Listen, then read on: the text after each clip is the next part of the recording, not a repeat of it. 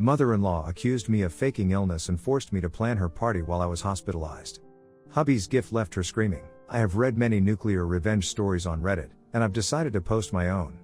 This was bound to happen sooner or later, and I'm glad it happened sooner because I was getting sick of my mother-in-law and her nonsense. I, female 27, have been married to my husband Jamie, male 31, for 2 years. We've known each other for a long time because I'm very close friends with his sister, Jessie, female 27. Jessie and I met in college. We shared the same dorm room during our first year, which is how I got introduced to Jamie. Jamie and I started dating when I was in my second year of college, and we got married 3 years into dating. Jessie was the one who introduced us, and she has never had a problem with me dating her brother, and eventually marrying him.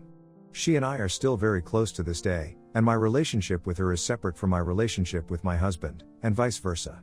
I don't involve her in our marital issues, and I don't involve Jamie in our friendship issues. I know these boundaries are hard to draw and maintain, and with such close bonds in close proximity to each other, there's a tendency for these boundaries to get blurred. But I try my hardest to ensure that none of that happens. I'm grateful that if it does happen, my friend and my husband are wise enough not to engage in it.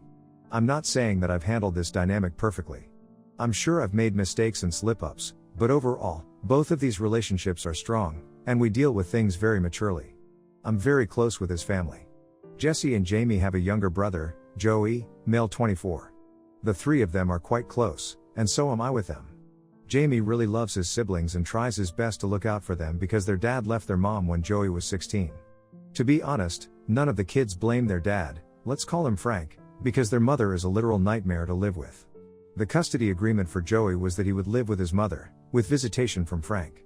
Joey wanted to go with Frank, but since mother-in-law is the textbook definition of a narcissist, it would have been very exhausting for him to make the move. The siblings and Frank together decided that it was best if Joey stayed put for the next 2 years, and then he would be free to move out and do whatever he wanted.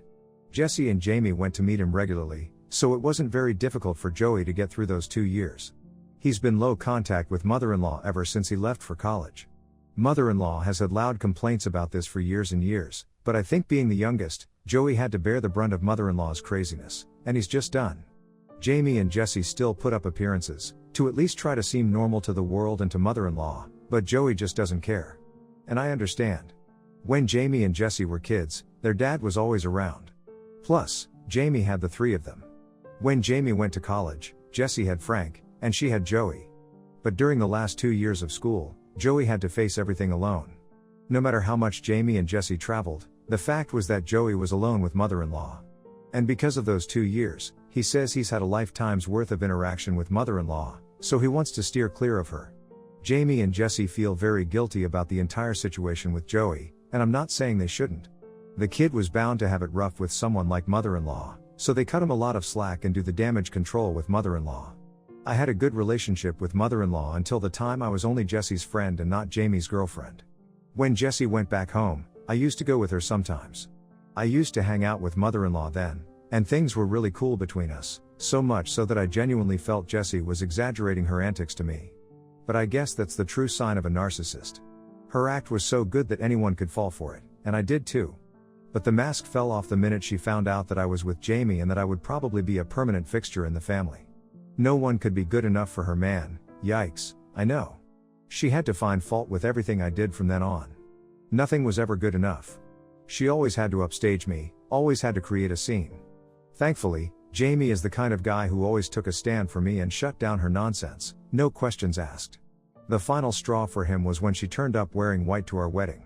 I had alarm bells ringing in my head, but before I could do anything, Jessie and Joey had sprung into action. Joey accidentally dropped a bottle full of red wine on her white dress, and Jessie ran to help out her poor mom change into new clothes, but we never saw her again at the ceremony. Jessie had promptly locked her inside her room to ensure she didn't start anything else. All of us got a lot of crap from her after that, but at least my wedding was saved. Jamie tore into her and told her that she had brought this upon herself because she had chosen to upstage the bride, and she should be thankful that we weren't cutting her off completely. That shut her up, and she behaved for a couple of months before starting new drama. So we generally steer clear of her. Things came to a head a couple of days ago. Jamie had to go on a work trip to Cali.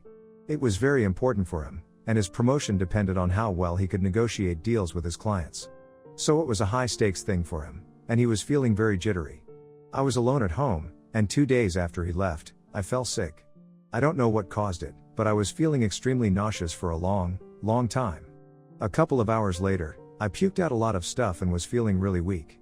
I thought it was a normal stomach issue that would be okay in a day or two. But by the evening, I started feeling really sick. I drove to the hospital to get myself checked just in case something was wrong because I didn't have anyone at home to take care of me. The doctor said it was a case of severe food poisoning, and while it wasn't very serious or dangerous, I still needed to rest and eat mild food. When I told him that I had no one at home, he advised me to get admitted to the hospital for a week so that I could recover and not strain myself. At that point, I felt this was the best option available because I couldn't call my husband and screw up his work trip. Jessie was on a holiday with her boyfriend, Joey works out of state, and I'm estranged from my own family, so asking them to help was out of the question. I had a couple of other friends, but none I was so close to that I could ask them to tend to me for a week. I got myself admitted and let Jamie know the situation. I downplayed it because I knew he would get worried and insist on coming back home, which I just couldn't allow. 3 days into being admitted, I started feeling better. The doctor said it would take me 2 to 3 more days to get back to normal strength and energy levels, but he also felt I looked better. Somehow, word got around to mother-in-law that I was sick and that I was now feeling better. She didn't bother to come and check in on me while I was sick, and to be honest, I expected this from her, which is why I hadn't asked her to help me out anyway. But as soon as she got to know that I was doing better, she came to the hospital and faked concern for a while. She just wouldn't leave. I had to beg her to leave me alone, but she kept on crying fake tears, saying things like, "I'm so sorry you're suffering so much, I hate to see you in pain, let me do something for you." She tried to act mad that I didn't reach out to her and said she would have helped and made me better in no time. I just said I didn't want to trouble her. It got so bad I was forced to tell her that I was actually fine and that she didn't have to worry about me. This was a rookie mistake, and the switch was instant. She said, "Oh, if you're feeling better, why are you still in the hospital, wasting my son's money? If you're fine, I need you to help plan my 50th birthday party and look at the arrangements." Her birthday was a week later, and all her kids were going to be there, along with her friends, so she wanted everything to be impeccable. She had no one else to help her except me. It's as though she was waiting for me to say that everything was fine so she could pounce on me and ask me to help out. I said that even though I was feeling better, there was no chance I was fit enough to help her out. She said I was just making excuses, and she expected me to get discharged the next day and help her, or she was uninviting me from the party. She gave me this stupid ultimatum and left, as if I cared about her idiotic party. I decided not to involve Jamie in the little drama that his mother caused because, again, his work was more important to me than my mother-in-law's unhinged little tantrum. I did drop a text to Jessie, telling her what had happened, but I asked her not to say anything to Jamie. Things were normal after that. I didn't get discharged because mother-in-law wanted it, but only when the doctor okayed me to leave, which was 3 days later. Jamie came back the next day, and he seemed to be in good spirits. He said his boss was happy with his work, and the negotiations went really well. So he looked hopeful about the promotion. I then told him what exactly had happened with my little stint at the hospital and my mother-in-law's deranged demands. Jamie quietly listened to me narrate the entire incident and didn't say anything. He was very upset, rightfully so, that I didn't tell him and said that my health was more important than a stupid work trip. I told him it wasn't that serious and that I was fine. He asked me if I wanted him to talk to mother-in-law regarding her treatment of me, but I said no. I told him I didn't want her to cause any more crap than she already had, and that I didn't care about her and her stupid opinions anyway. I was actually glad I wouldn't have to go to her party. I had thought that Jamie would sit the party out as well, but he was adamant about going. He told me he would be setting mother-in-law straight once and for all because now she needed to be dealt with firmly. I honestly got a bit scared because I could see that he was furious, and I also knew that no matter what I said or did, he was going to do what he had planned. I just told him to be careful and try not to cause a scene at the party. The party was yesterday, and all hell has broken loose. I had a feeling Jamie wouldn't let my mother-in-law's antics slide so easily, but I didn't know he would go all nuclear. I'm not complaining at all. I love that my husband is taking a stand for me, like he always has, and has put mother-in-law to shame publicly. It just feels a little too amazing to be true if you ask me. So, as I mentioned above, my mother-in-law had disinvited me from her party, thank God for that.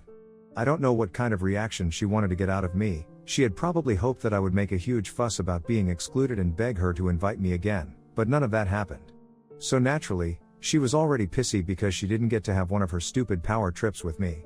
Jamie, Jessie, and Joey were all in on Jamie's plan, which I hadn't known, and I got the tea from them after the party. So initially, everything was great. The guests came, brought gifts, and the decor was amazing. Everything was basically crafted to be perfect. Mother-in-law was behaving very sweetly and didn't mention me even once. She was avoiding Jamie a little. I think she thought he would ask her why I hadn't been invited and she would have to answer and tell him about the little stunt she pulled at the hospital. To avoid that, I presume, she mostly stayed away. Jamie kept his cool throughout. He told me he tried his best to behave as if nothing was wrong, so as not to garner attention and make mother-in-law suspicious. Finally, when the cake was being cut, the 3 kids got up to make a toast. Joey started off by thanking mother-in-law for all that she had done for them over the years. He then added how mother-in-law had forced him to take up part-time jobs after the divorce to contribute to living expenses, and it was only due to Jesse's intervention that she had stopped her antics. When he said that, there was an uncomfortable silence. Mother-in-law tried to laugh it off, but it was very awkward, and they were just getting started. Next, Jesse got up, and mother-in-law literally froze in place. Everyone knows that Jessie is the most brutal and that her words cut so deep it's hard to recover from what she has to say. And Jessie didn't disappoint. She detailed so many instances from their childhood that Joey says it was hard to count. It was unbearable, and mother-in-law started sobbing. A few people left with their gifts in disgust during this little expose. But Jessie was unstoppable. And she finally came to the hospital drama that mother-in-law had started. She told the guests that the reason I wasn't at the party was because I had been uninvited. And the reason for that was that mother-in-law couldn't digest the fact that her sick and hospitalized daughter-in-law was not in the shape or health to do the running around for her godforsaken party. There were so many gasps in the crowd according to them, and Jessie was smug from the dramatic effect that she got. Mother-in-law was hysterical by this point, yelling and screaming that she couldn't believe her own children would do this to her, especially on one of the most special days of her life. Cue Jamie. He went over to her, gave her water to drink, and asked her to calm down. She felt a little better, not knowing that this was all part of the setup that the 3 had laid for her. She said she knew only Jamie was the nice one of the lot and the others were rotten like their father. She was basically putting her foot in her mouth, but she didn't know that yet.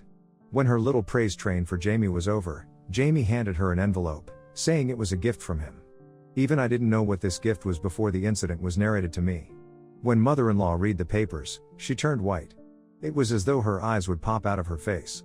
The papers were basically Jamie giving it to her in writing that he wouldn't be sending her any money to help her out, and neither would he be paying her mortgage every month. Essentially, she was on her own. The chaos that ensued was nothing short of hell. Mother-in-law started straight up yelling, screaming at the top of her lungs. She said Jamie couldn't do this to her and that she would sue him and all of them.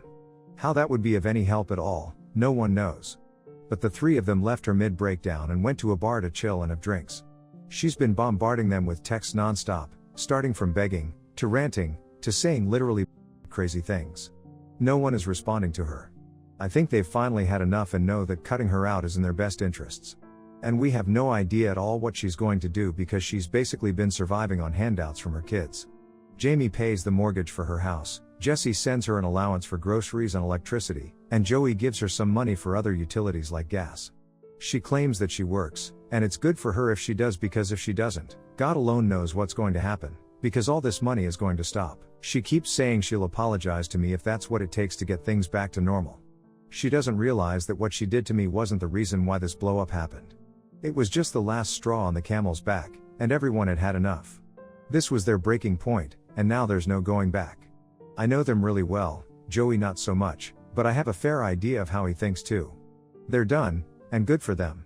I'm so proud of all 3 for finally putting an end to her toxicity.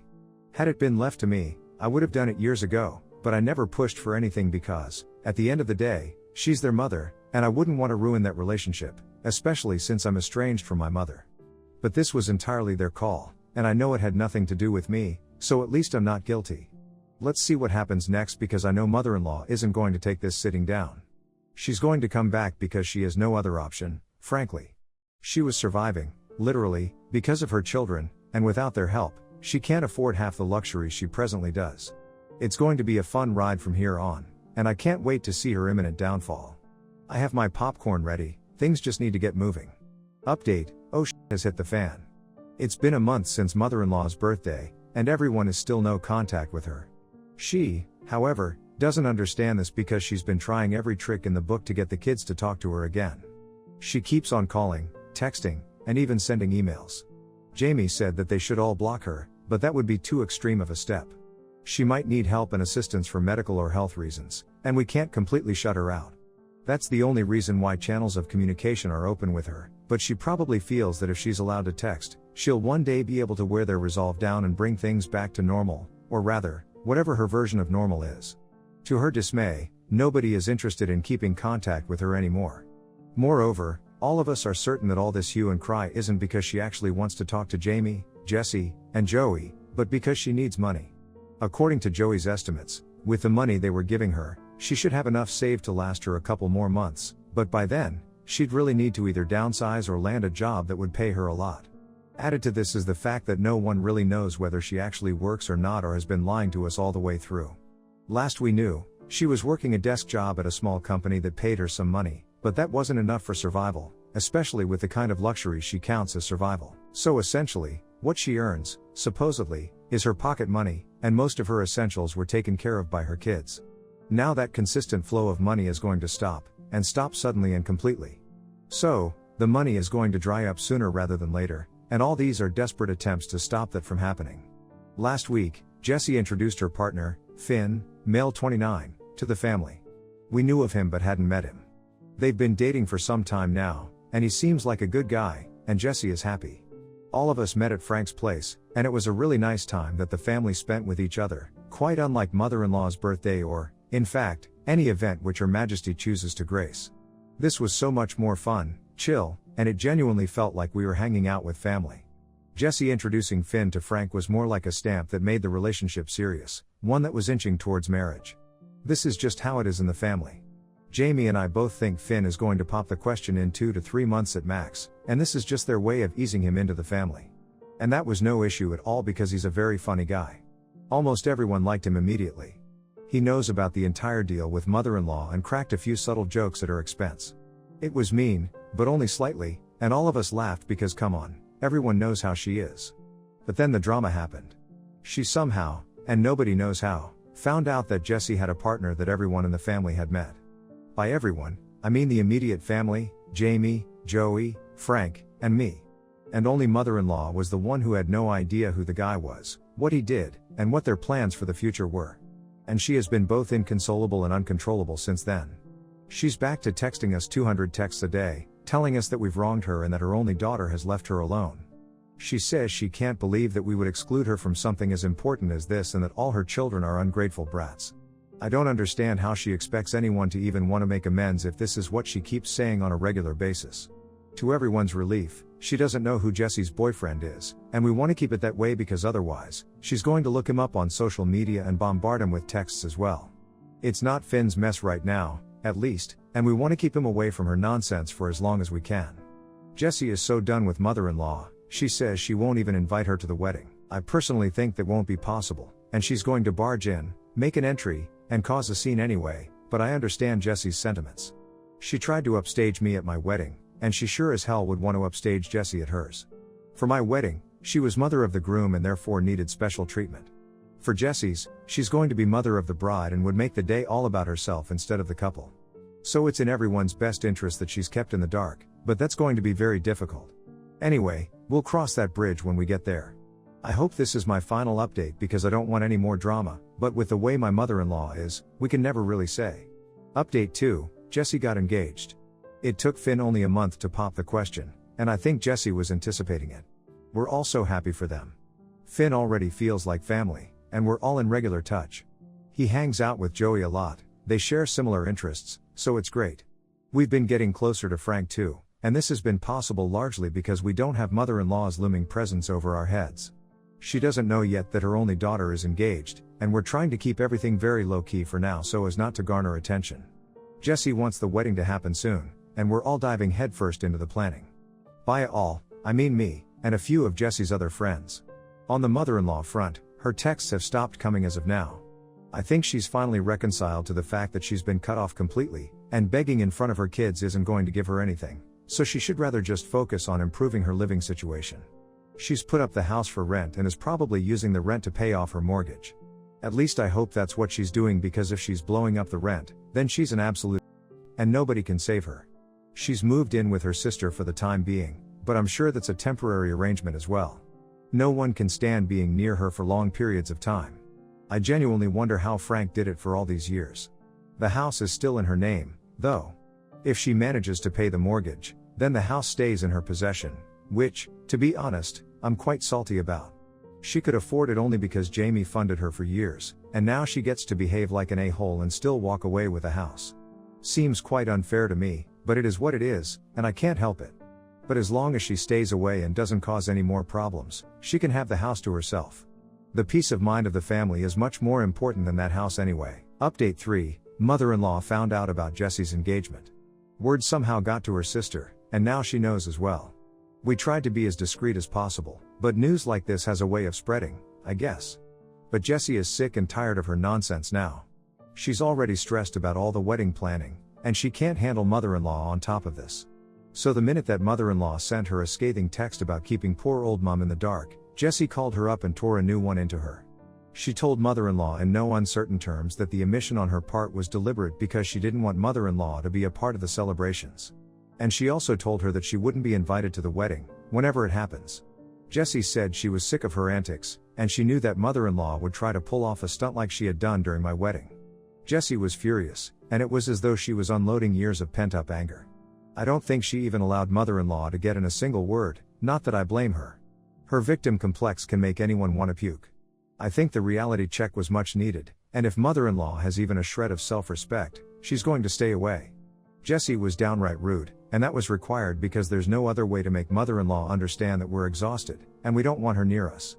Jessie has blocked her and asked us to deal with any emergency with mother-in-law, and that she will unblock her only after the wedding.